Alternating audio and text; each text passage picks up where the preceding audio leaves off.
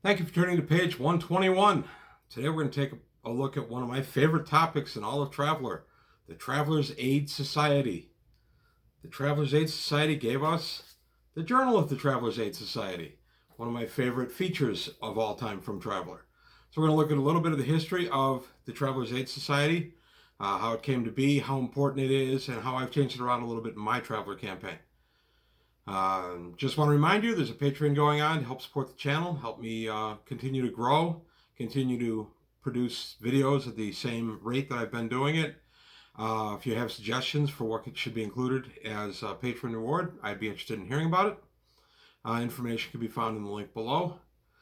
But back to the subject at hand, Traveler's Aid Society, looked at today on page 121.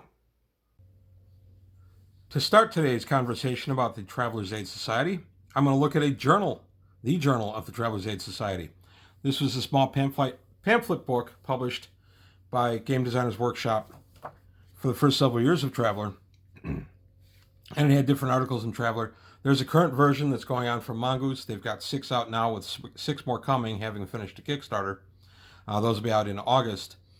And these gave you little chunks of life in the Imperium, the charted space. But more importantly, for my conversation and for the first thing I looked at every month in this magazine, the Traveler News Service. These are just little clips, little news headlines, if you will, of what's going on in different parts of charted space.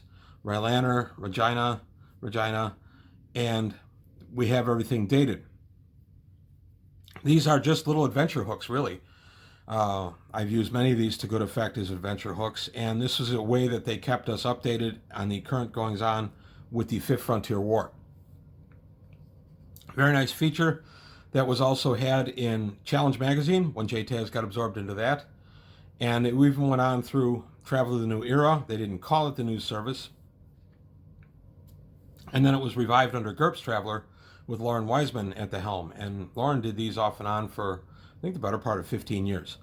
So if you want to get some the Traveler News Service for the Laurenverse, that would be the place to go. That is available on DriveThruRPG under Grognard. I forget exactly the title, but you'll find it. Just type in Lauren Wiseman or Grognard, and you'll find it. And it's a good way to take a look at the Laurenverse Traveler News Service. So, little shout out to Mongoose. I know you've got issues 7 through 12 coming out soon of the Traveler's Aid Society, the Journal of the Traveler's Aid Society. We would love to see these again, even a page or two. I know you're setting them out, so just a little thought for you. Even if you just reprint and update some of these, it would be really cool to see again. But what is the Traveler's Aid Society?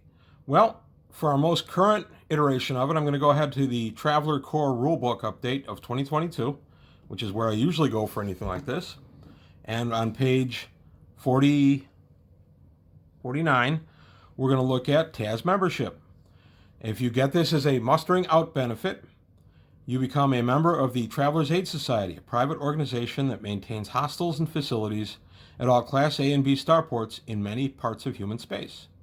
Facilities are available at reasonable costs to members and their guests.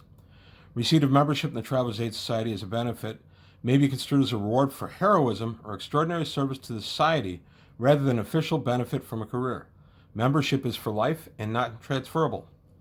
Membership can also be purchased for 1 million credits, although it is possible for an application to be blackballed by an existing member.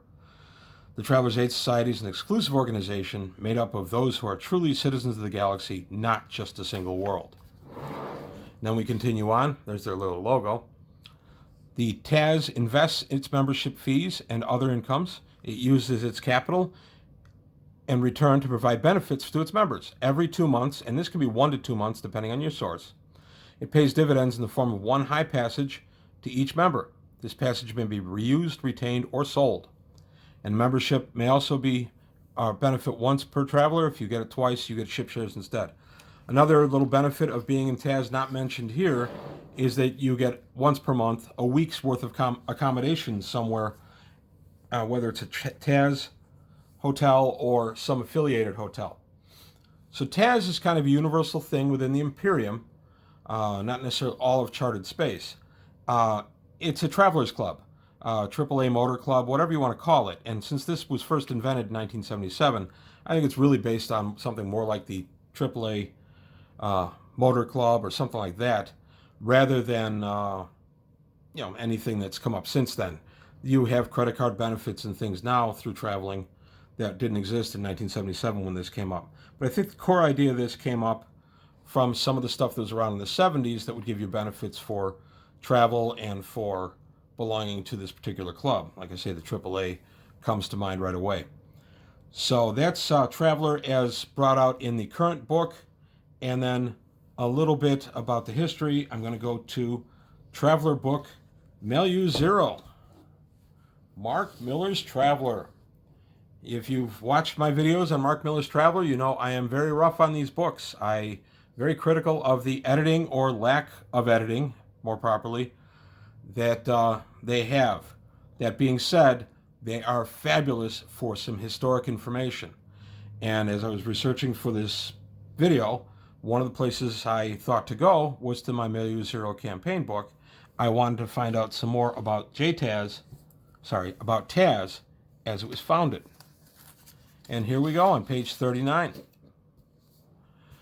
Now, the Travelers Aid Society, per this book, was founded by a gentleman named V. Newlunt. There's his name right there. He's the TAZ executive officer in the year 8. And basically, he says, why did I establish TAZ? Well, he said that he originally had the idea of just gathering up different articles that people had published about this restaurant, this shipping line, these accommodations, and he put them together into a booklet that he called Crowded Space. And the Crowded Space guides, which in my campaign are worth a lot of money if you have a 1,000-year-old pamphlet from the Crowded Space guides. That's a shout out to having some of the old gaming stuff that we own now.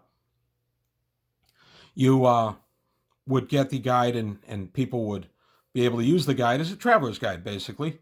But for Crowded Space, it got bigger and bigger and bigger as he grew it. So he grew it and changed the name to the Travelers Aid Society and established it.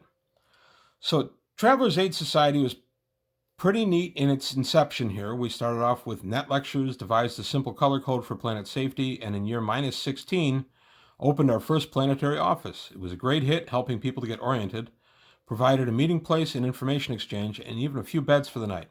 The rest, as they say, is history. So it's kind of neat, and here's a little tag for what you could do. The PCs are hired by Travelers Aid Society to update the TAZ guide to a wilderness trekking area on a small, thin atmosphere planet. So kind of a vacation guide. You could be hired to go out and write up a vacation guide. It'd be a good way to get continuing employment. So the benefit of the Travelers Aid Society, as I've said, is if you are a member, every 1 to 2 months, and that again depends on which edition of Traveler you're playing and which way you want to go with as the GM, you get one high passage. It's roughly 2,000 credit value. Then again, that's going to depend on where you are in space, and I'll get to that in a moment. And then you get 1 week of accommodations per month also. So you can travel through the Travelers Aid Society pretty well, keeping in mind a high passage is going to take you 8 to 10 days from the time you leave planet through jump space to the time you're back on planet. And then if you're getting a week of accommodations per month as well, you can move around quite a bit. And you can accumulate the high passage and the accommodations. So you could actually vacation for, let it accumulate for several months. You could vacation for the better part of a year at virtually no cost. So it's pretty neat in that regard. The idea is to be Adventure Hook, something that your players are in. I always viewed Travelers Aid Society as also being akin to joining a country club. If you are trying to move in the business circles where the people are gathering and golfing and making merry, you would join the local country club to try to get your connections there. So TAZ is also important for that. And not just adventuring things either. If you're a higher end ship or even a low end ship that's looking to move some cargo or some passengers, TAZ is a great connection. Now I want to talk a little bit about TAZ itself, but I have to go into a little story first. Years and years ago, I was traveling for business, and I stayed at a hotel that was part of a national chain that I had really good luck with. I frequently stayed with this chain. But this one particular hotel on this one particular trip, the hotel was a dump. It was in very bad repair. It was just disreputable. Locks broken on the outer doors. It was terrible. I found myself there because I'd gotten in late, and I was there for the night and thought, oh, okay, I've got to find something else someplace else to stay. Now, this is in pre-internet days. So I was kind of stuck for the night, so I stayed there. But I didn't go back, and I didn't go back to that particular hotel chain after that. The reason I say this is not all Travelers Aid Society chapters are the same. You have 11,000 worlds in charted space, or in the Imperium. You are looking at a huge diversity.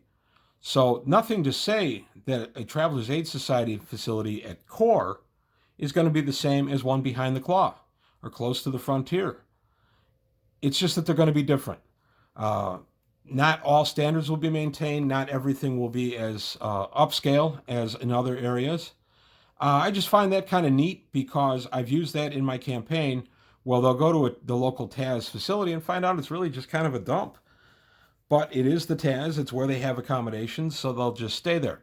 They also make connections through the TAS. And sometimes, in the lower class ones especially, you can make some nefarious connections. You can do those in the higher ones too, I know.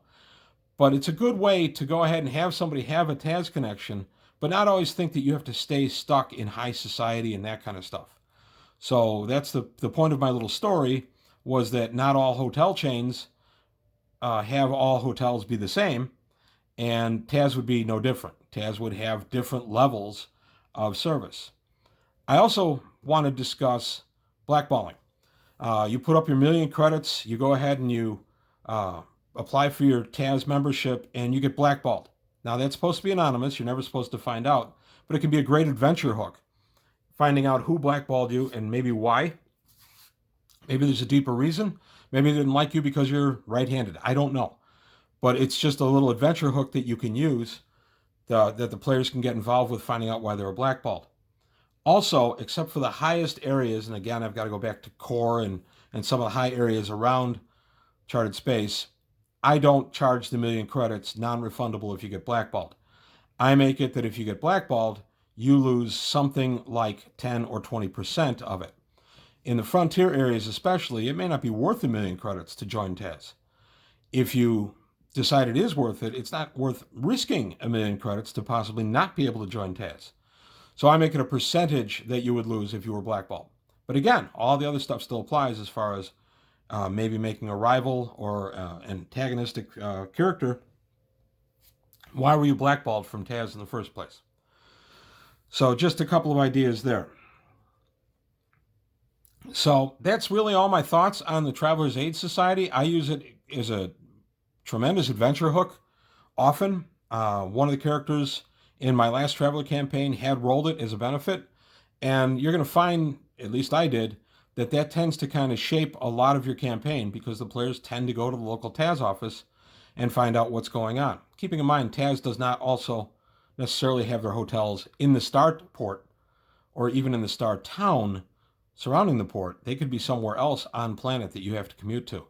So there's a lot of things you can do with TAS, and I find it's just a great thing for the GM to go ahead and open it up. Also, just as an aside, I am going to be taking a look at Milieu Zero as a book in the near future. This book is valuable. It's available on DriveThru RPG and Mark Miller's Far Future Enterprises. This book has tremendous value as far as just the history of Traveler. You got to ignore the typos. I don't like the black and white presentation. I do like the Foss art, but it's still worth having. So that's really all I've got to say about Travelers Aid Society. Let me know how you've used it in your campaign, any ideas you might have. If you like what you heard, please like and subscribe. Tell your friends. I'm trying to grow the page. I'm pushing toward 1,000 subscribers. So if you've been on the fence, please go ahead and make the jump. I'm going to continue making videos. I hope to get enough of a following to really make this a going concern. My ultimate goal, though, is to keep it like it's been. I always envision these videos to be like a game master talking to his gaming group more than anything else, and that's really where I want to keep the channel. But I do need a little bit of help to make it grow and to support it through my Patreon. So that's all I have for today for page 121. Thanks for tuning in, and I'll see you next time.